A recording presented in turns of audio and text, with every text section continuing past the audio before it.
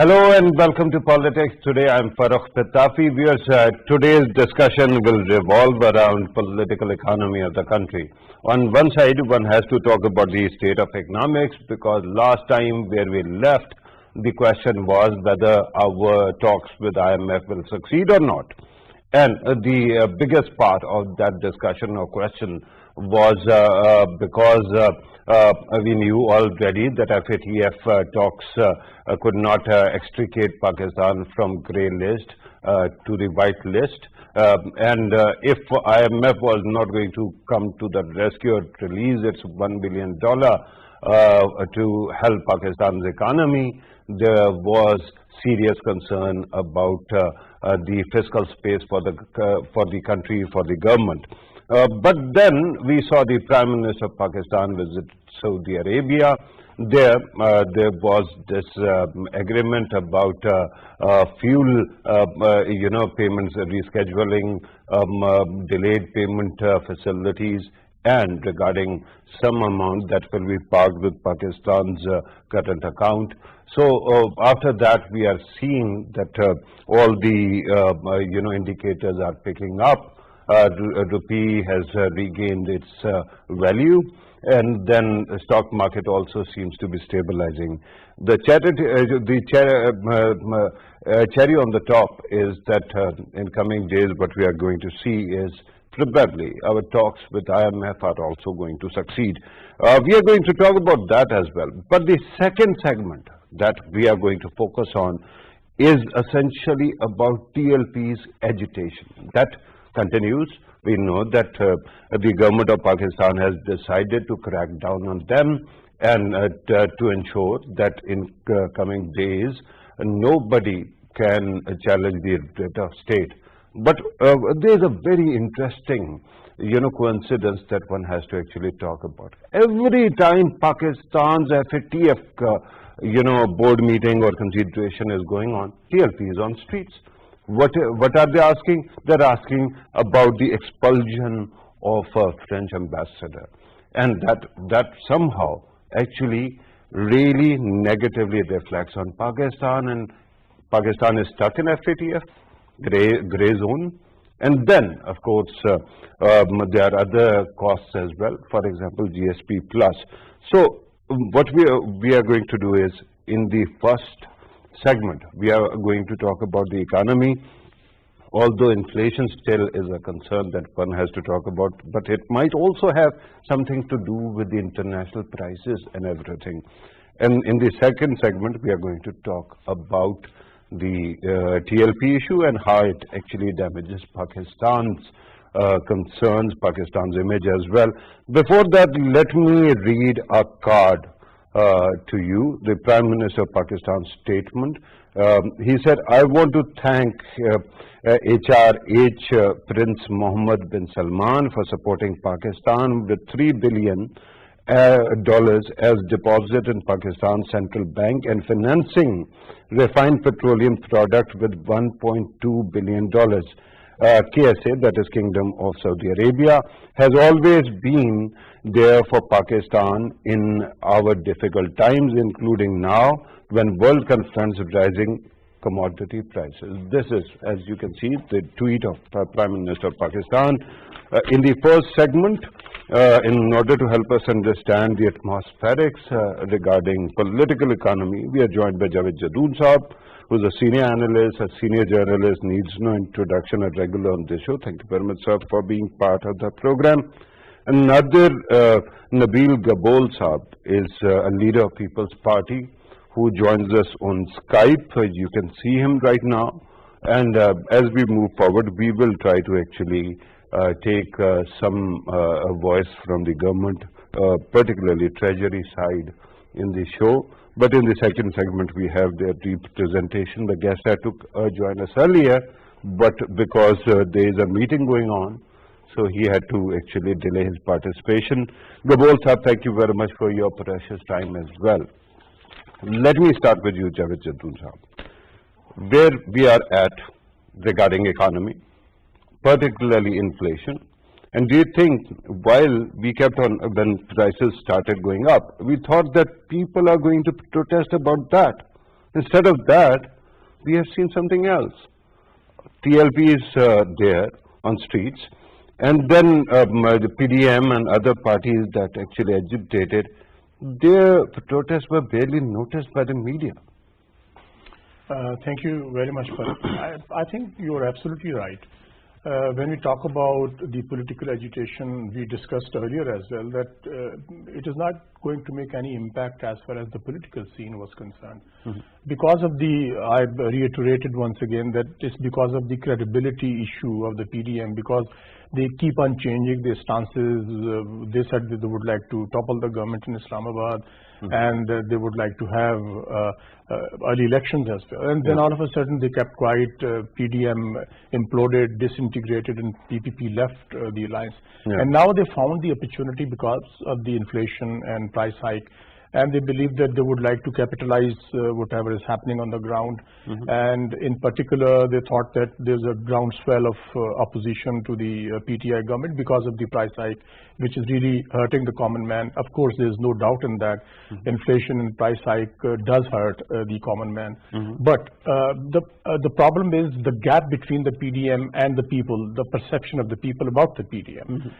Maybe there is disenchantment, there is dismay and disappointment among the people, but they're not willing to buy what PDM is trying to sell them. That's why you said, I agree with you, that hardly it was noticed by the media, and they didn't make any impact. But on the contrary, it didn't reach even the drawing rooms of people in the know. But my concern at this moment is when people are in difficulty, they cry out, right? And we know that there is a lot of economic distress at the grassroots level, especially people who depend on daily wages or difficulty like that. And yet, in the past, we have seen that they came out for that cause, economics, load shedding, economics, price hike, others. We are not seeing that kind of a reaction right now. Religious aspects, yes. Economics, no. Does it mean that most of the voters agree with the government's policies? I think, Farrukh, it signifies that maybe people are a bit disappointed with the PTI government, but the alternative they see in the form of PDM, I think they believe that the two major political parties sitting in opposition have been tried and tested, and then they weren't able to deliver the way. I think still people believe, despite the fact they don't like certain policies of the PTI which really hurt the middle class. In my opinion, the most hurt class is the middle class in Pakistan, which is a vanishing class, in the sense that their buying power is diminishing. It is getting very difficult for them to sustain themselves as a middle class. But having said that, they are still not going for the other option, the option of the PDM, despite the fact that they are really hurt hard. Amazingly, the middle class is basically a voter of PTI. They are the core constituency, and they have been. You're right, because of the erosion in the value of rupee and because of the overall price hike throughout past 3 years. It has been the most losing side. But let me bring in Gabol Saab. Gabol Saab, you must be listening to the commentary that is going on. The question at this moment is your party that actually prides itself on giving this country its first, not first, but the relevant constitution. It doesn't seem to be gaining voice regarding these matters. Either it is PMLN or PDM that sets the agenda, and then regarding economics as well. I haven't seen any voices coming forward and talking about these matters. And plus, you share half of the ministers that worked with your government when you were in power at the center with this government. So that also actually shows regarding finance policies. Why is it that your party hasn't been able to come up with a coherent economic vision for the country? Pitafi Saab, first of all, thank you for having me on the show. I feel honored to be invited for the first time, hopefully many more times to come. I would like to sincerely disagree with you over this question or statement that you made.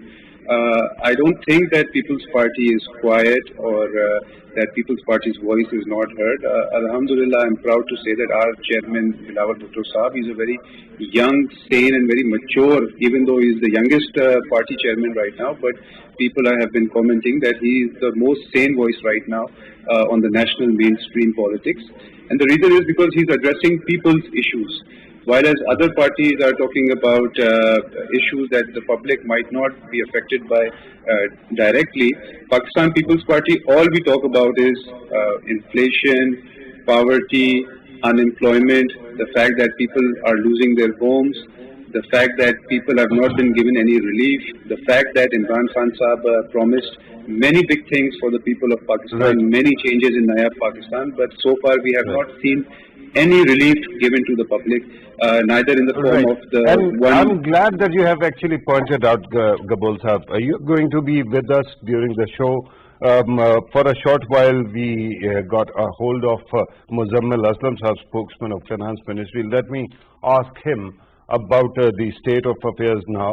Muzammil Saab, thank you very much for joining us. Let me ask you, since we are talking about the economic situation, I understand that thanks to Saudi help and because of the government's policies, we are stabilizing the economy.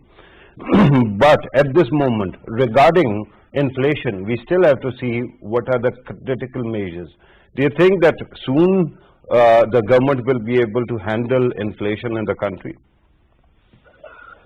Obviously, government topmost priority and wish is going to see off the higher inflation. There is no second thought about it. But the problem is there are some elements which is not in the hand of government. And we all know that the current global situation is heading towards a global commodity super spike. It is now a global phenomena. Just today, Germany has reported 28-year highest inflation. China, reported 26-year high inflation. USA used to be like 1%, 1.5% inflation. They have crossed 5% mark. People quoting India inflation 4.6%. That is not correct. That is their CPI retail. Their benchmark inflation, which is mainly targeted towards poor, is WPI. Again, that is in double digit, 10.6%. So it's a global phenomena. Our inflation is 9%, and it's now primarily driven by international energy and commodity prices. Right. At the best, government can do is slash its taxes, and which we have already done so. Don't forget, we are in the IMF program, and we are in the 6th review discussion with IMF. Right. IMF don't like to give exemptions, and which is actually correct. Usually we give a blanket exemptions, and which is being enjoyed more by the privileged part of the society than the poor part. But we usually scream for poor, but the privileged take the chunk of it. Muzammil Sahab, Yeah. before we actually focus too much on IMF, my question, since we are talking about inflation, and you rightly pointed out that there is commodity price inflation all over the world. But last time when you and I were discussing this, you actually brought up the matter, as you have right now as well, of global energy and petroleum prices. Right now, we have gotten $1.2 billion, reprieve thanks to Saudi support on this front.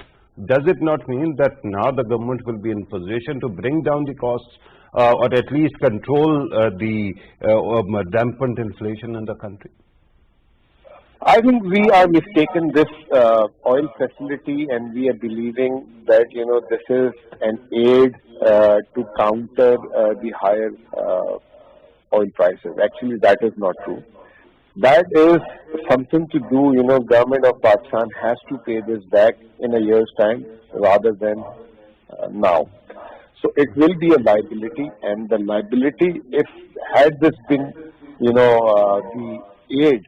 For example, year ago, we've got lot of, concessions from international community when there was a corona. That was passed on to the public of Pakistan. But again, this is the one, at the moment you are not going to pay for this, but after 1 year you have to pay this back. So that is the relief which we call is, balance of payment relief. That actually will stop the bleeding in the foreign exchange reserves. Right. At the best, I can explain you in that way. But Okay. honestly speaking, energy prices at the moment in Pakistan are, driven by two factors. One, international, plus the local devaluation. With this Right. Saudi support, what will, it will help, to stabilize our exchange rate. Just in 2 days, exchange rate came down 3.5 rupees. If this trend will continue, then government might be in a position not to further pass on the prices. So let's Right. just hope first, the Yeah. prices to stay here, and then in the second leg, once the international prices will come down and the currency will further come down, Right. then the government will be in a position to reduce some prices. For sure. Right. On that positive note and keeping hope with us, we have to thank you, sir. Muzammal Saab was representing the Finance Ministry. He spoke about that. Let me go back to Gabol Saab, whose talk I had actually stopped. Again, Gabol Saab, since you were talking about the promises that did not translate, the question at this moment is not whether the government is able to deliver or not, but how you champion the people's cause. And we haven't seen that your party. I agree with you. Many people say that when you talk about Bilawal Bhutto Zardari is one of the sanest voices. But what good is a sane voice when it is not being heard in one of the most populous places in the country? In Punjab, you don't seem to have any voice. In Khyber Pakhtunkhwa, you have been reduced to cinders. Sindh is one province where your party still has relevance, and you haven't been able to actually communicate the price hike distress to the media or elsewhere, or come up with a vision. Your take, sir. Pitafi Sahib, even tomorrow we are going to hold massive protests against PTI's record inflation all over the country, and our chairman has already directed us to hold such protests in all districts and wherever there is a press club or a media club to focus on that. So inshallah tomorrow you will see all over the news that Pakistan People's Party would have held a very successful protest to basically expose Imran Khan's failed promises. And I was listening to your other guest right now, the representative of the government. See, he's very, very true. Inflation is a worldwide phenomena right now, especially because of the COVID pandemic. But he fails to point out that in other countries, the public is directly being given relief by the government. For example, in America, even there's inflation. Even there's economic problems. But the federal government in America has given more than $2,000 to each American person. So separate $2,000 for the male head of the household and $2,000 for the female head of the household, Right. and another $1,200 per dependent child. So when the government, or especially Imran Khan Sahib, talks about the West and the problems in the West and the fact that Imran Khan claims that he's a champion of the West, he fails to point out that the people in Pakistan are not given the same facilities that the people in the West are. So that's where the problem lies. If you talk about that you have experience in the West, then why don't you create a model similar to the West, where the life of the common man... in Gabol Sahib, in government's defense, since you were talking about the handouts that were given during the COVID's shutdown, at that time, government of Pakistan also gave some financial or monetary relief to the most vulnerable parties in the country, and we saw that later on IMF actually helped through SDR, relief. But we are going to continue our discussion. I'm told that we have to take a small break. When we come back, we are going to add the element of TLP in the discussion, and we'll have the most relevant voice from the government also on the matter. Let us take a break.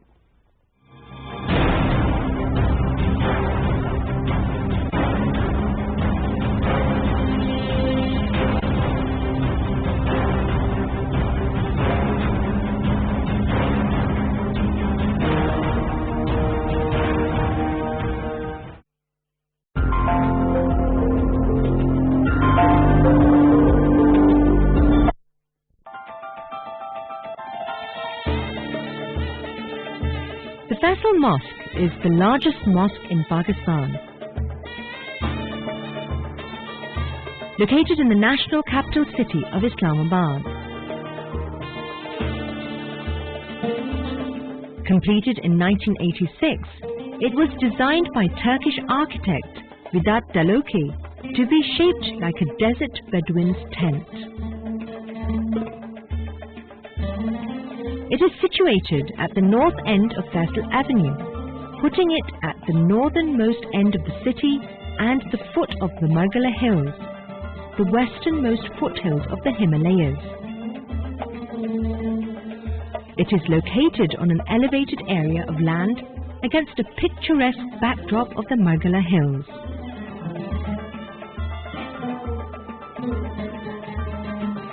This enviable location represents the mosque's great importance and allows it to be seen from miles around, day and night.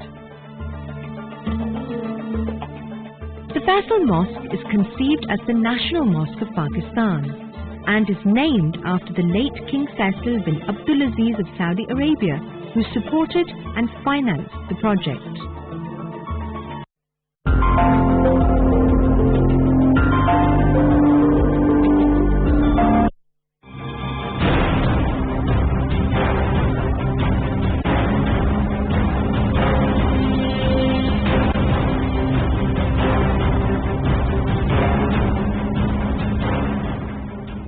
Welcome back. Before going to the break, we were discussing the political economy of the country, and we were talking about the economic situation, how political parties are gearing up, and how political parties are taking care of the matter or actually advocating people's concerns. But since it is political economy, and before, at the start of the program, I talked about TLP protest and how interestingly, it is entangled with Pakistan's economic concerns as well.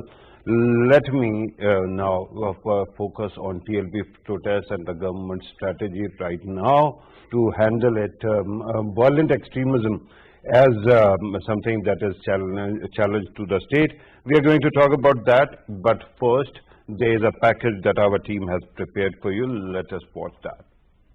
In April 2021, violent protests were organized by the Tehreek-e-Labbaik Pakistan after the arrest of their leader Saad Rizvi. Due to the violence against the populace and law enforcement agencies, Tehreek-e-Labbaik Pakistan was listed as a proscribed organization in lieu of Section 11B1 of the Anti-Terrorism Act 1997. After the announcement, Interior Minister Sheikh Rashid clarified that the government had tried its best to resolve matters through negotiations, but TLP's intentions were very horrifying. They did not want to step back from their agenda at any cost. Once again, the Tehreek-e-Labbaik has started marching towards the capital to force the government into accepting their demands. According to media reports, the TLP workers are currently in Gujranwala while stick-wielding activists of the group guard the procession. At a high-level meeting held to review the security situation, Punjab Chief Minister Usman Buzdar directed officials to take every step possible to establish peace in the province. He reaffirmed that nobody could be allowed to disturb people's daily lives,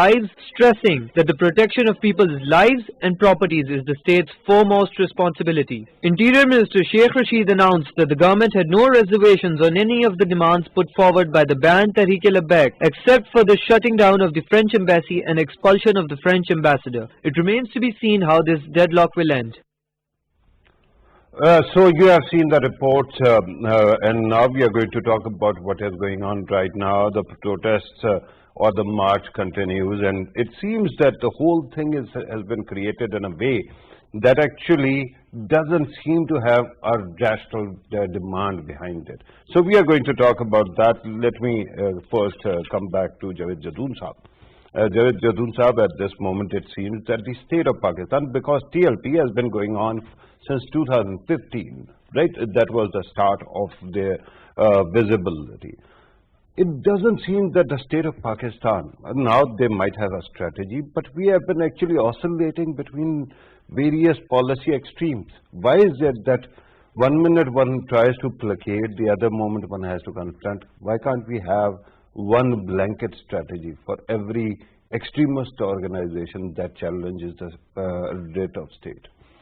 Absolutely, Farrukh. I think there lies the main problem, because we have not been able to devise a policy thrust rather, which could tackle such issues. Even in the past, the previous governments did the same they adopted the same strategy, negotiating with the TLP, and then accepting certain demands, like the demand was accepted, is written. I think there's a statement available even on the media as well, that the French ambassador's expulsion was accepted by the government.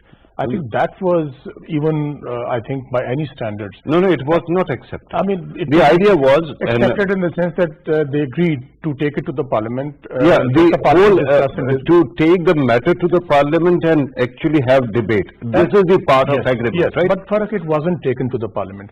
The government could have done that. Onus should have been, yes, I think onus should have been on the parliament. If parliament rejects, of course, I mean, every parliament is not an executive body. No. When you write in the joint communique that this particular issue will be taken to the floor of the House, debated over there, and decided by the parliament, I'm talking about what is written in the agreement between the two. You should have taken it there, and I strongly believe that every party sitting in the parliament would have definitely rejected it, because they were the past governments. Are you sure about that? I'm sure about that, because they could be the future governments as well. Because if you allow one religious party to dictate Pakistan's foreign policy, then there's no end to it. Because many groups, that is not all. Dictation is one thing. Killing cops who are actually basically doing their job, and there have been 5 deaths at least since we last checked. So this is very important, that one should not allow this kind of attitude to pervade, right? I agree, but the question is how the situation was handled. Were there enough people, enough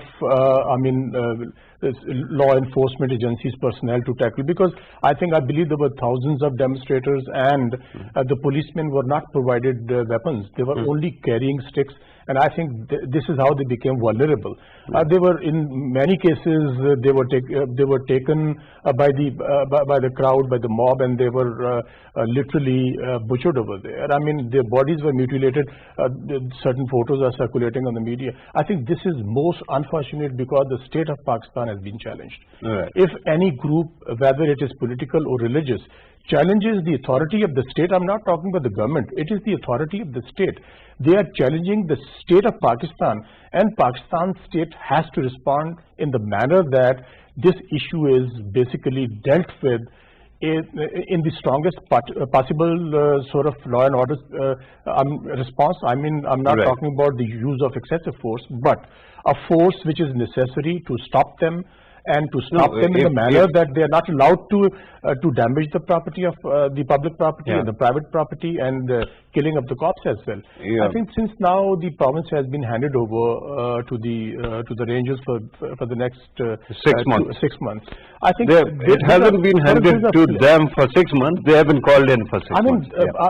Law and order. I'm talking about handed in terms of law and order, because they would be responsible to maintain the law and order, and it is written that the police would operate under their directive. So from now onward, we believe that whoever is in charge of a particular contingent of rangers would be handling the police force as well. So I think ultimately the decision would be with the rangers. But the flip side is, rangers are always armed. They won't be carrying sticks. So I think it creates the kind of a situation where you could see a kind of conflagration which could but the problem is that this is a serious point to ponder. In Karachi or Sindh, there was such situation. We didn't have any concern about deployment of rangers, right?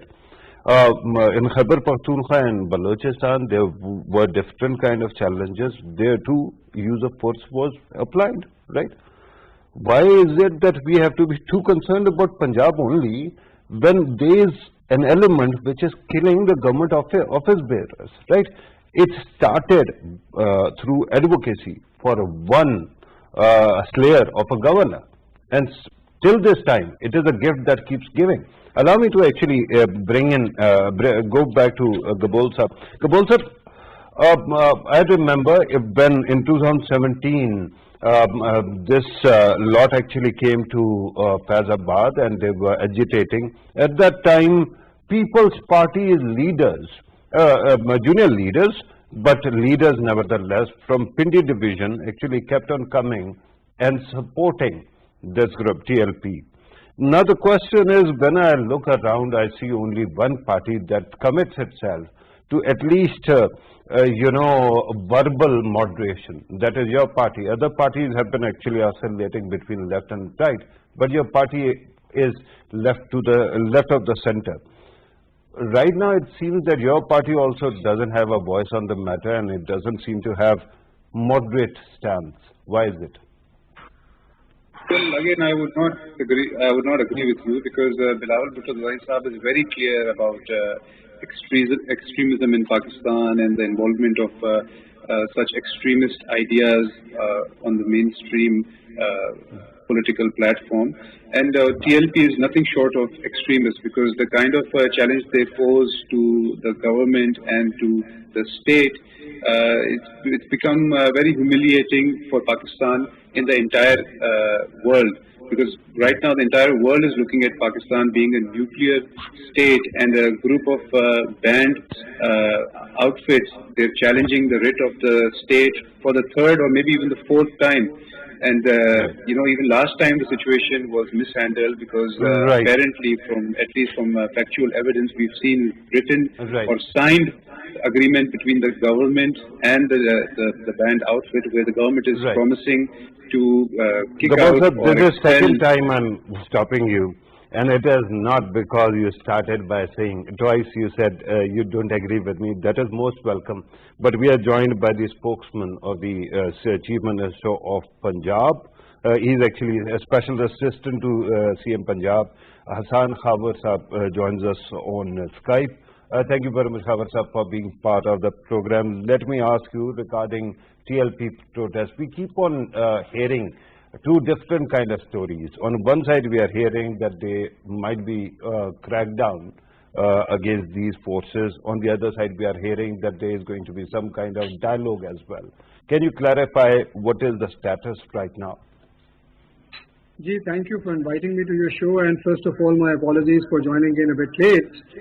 I think our stance on this proscribed organization is very clear. First of all, Government of Punjab tried its best to resolve the issue through dialogue. We showed flexibility, we talked about issues, we demonstrated what we could do, but it seems that the other party was not as sincere in the dialogue as we were. Dialogues are always mutual. Dialogues are between two parties. Dialogues cannot happen by one party on its own. What happened yesterday then, I think, was a different story altogether. There was a loss of life, there was loss of property. 4 of our brave policemen lost their lives and were martyred. That is something that the state will not tolerate, and the policy is very, very clear now. State will enforce the writ of the government. The state will protect the property and life of its citizens, which is its foremost priority, and the state will take all possible measures to restore peace. State's doors for dialogue for its own citizens always remain open, but dialogues can only happen in a certain context, on certain conditions. If protesters want to withdraw, if they want to go back, if they want to stop their disruptive agenda, then of course state would be willing to have a dialogue, but not with the people who are involved in killing the policemen.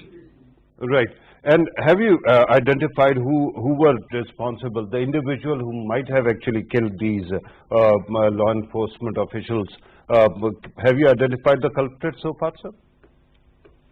These investigations are ongoing. I would not want to comment on the exact nature of investigations, but the investigations are ongoing, and we are hopeful that we will soon be able to identify the culprits who were involved.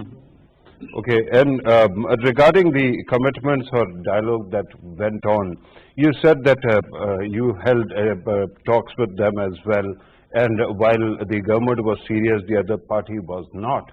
Can you highlight what were the nodal points in that discussion? Because at this moment it seems that the federal Interior Minister had said that we had agreed to everything else, with the one exception, and that was French ambassador, and that is the reason why the talks fell apart.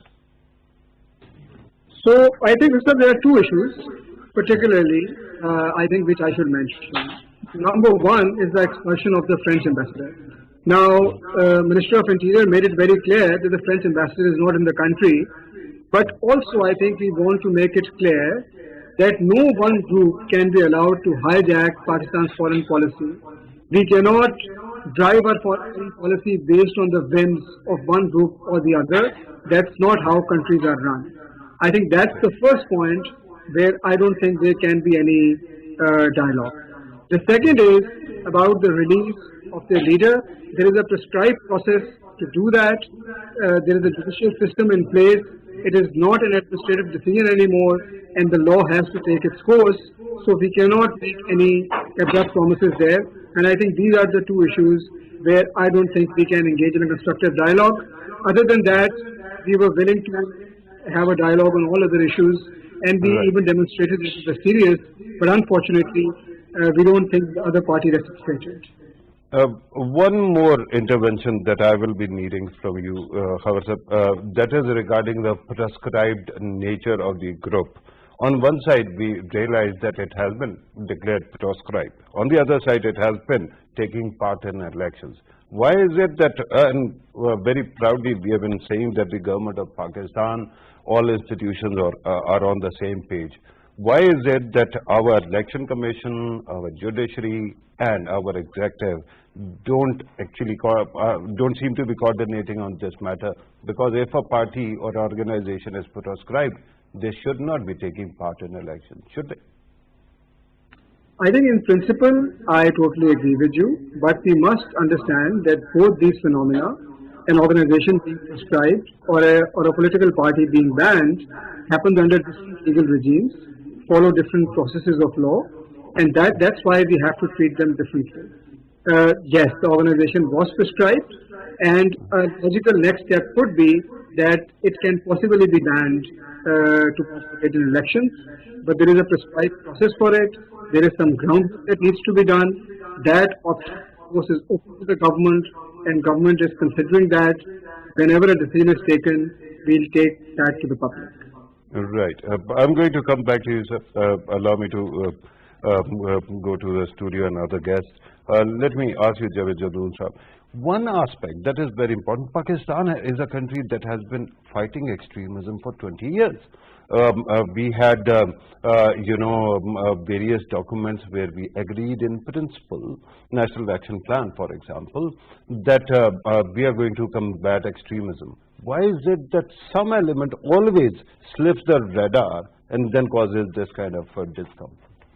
I think that's the paradox, because we fought against TTP, and we comprehensively defeated TTP, and we still are fighting. But the way it posed a threat to the state of Pakistan, the way they were conducting their terror activities across the country, I think those were the very, very difficult times for Pakistan. But ultimately we overcome, and now definitely the fight against terrorism goes on. But unfortunately, some or the other, governments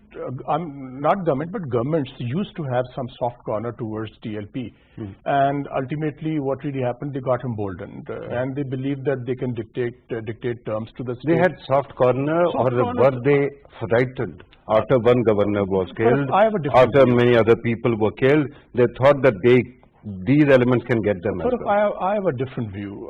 Maybe certain elements among the government's ranks, they had some soft corner, and some of them believed that maybe taking on the TLP could pose a serious threat to the security of Pakistan.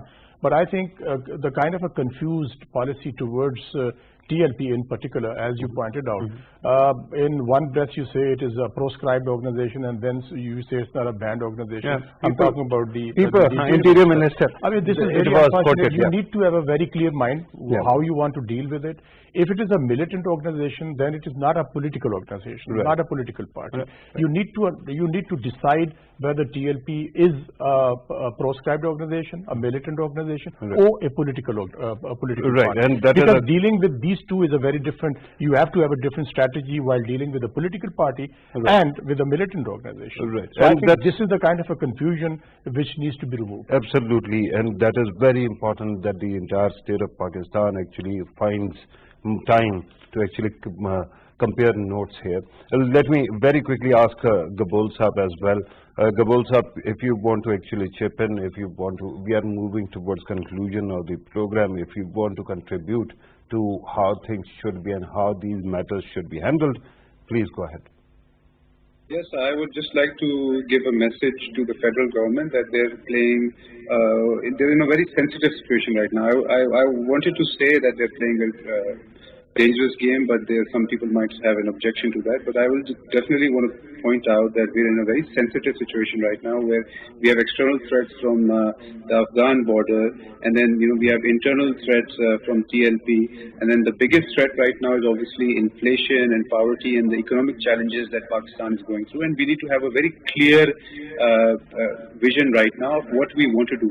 I don't think we have any room for extremist ideas right now. We're in the 21st century. We're in a very global world right now where one country's economic prosperity depends on how valuable ties it has with other countries around the world, and Connectivity especially is with the important. US. And that's a very good point. I hope that in coming days we see some further coherent vision and steps coming from People's Party as well. However, coming back to you, and let me ask you, my questions earlier were short term, they were focused on policy, but let us also, in conclusion, ask you about the long term steps. There is a national election plan. There was commitment that the government of Pakistan, state of Pakistan, is going to come up with the counter-extremism narrative. And we haven't seen that kind of, combat or focusing on this matter. Do you have some steps for that as well in coming days? Punjab government particularly, because it is the most populous province in the country. जी देखिए, I think the thing is, Pakistan has been a victim of terrorism, and the causes of this extremism are not only within the country, but there have also been external reasons. I think what we need to see is the situation in Afghanistan, and I do hope that gets resolved very quickly, because these are the flashpoints which can fuel extremism, and that is something we need to be very careful about. I think there is awareness in the government, there is awareness in the state that is something we have to manage in the long term, and I don't think any provincial government can do it on its own. I think that's an agenda that all provinces, the federal government have to follow. It is an agenda that all political parties have to follow, and only then we can shape and change this narrative and come out of this problem. But I totally agree with you that it can only happen in long term. There is no overnight quick solution to this. Right, Hazan Hawar Saab, thank you very much for your precious time. I'm told that we have to conclude the program here. I wanted to have your voice on economics as well, but there's always a next time. Thank you very much for joining us. Javed Jadoon Saab, your precious time, your valuable input. Thank you very much for that too. And Nadir Nabil Gabol Saab, thank you very much, sir. Today we had a little bit of dearth of time, but we are going to, in coming days, have you again, and then we are going to make sure that we all get more time to discuss these matters. This was today's program, viewers. We have tried to focus on the economy and also what is going on regarding TLP. One aspect that is very important is how this matter is covered internationally. And I say this because while in political circles there are people